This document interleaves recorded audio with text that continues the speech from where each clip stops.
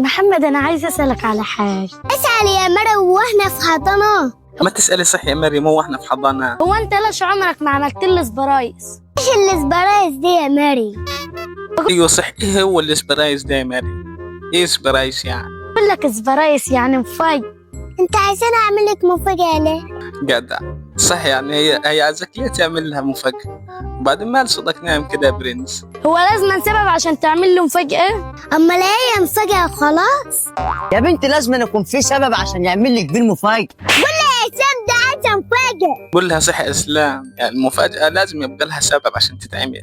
لازم تعمل له مفاجأة من غير سبب عشان أحبك أكتر يا محمد. عنك محبتين يا ام جملاء يا مربح كشافات.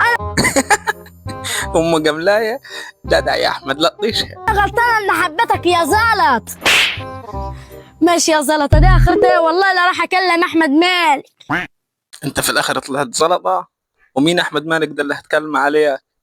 حوشة زلطة.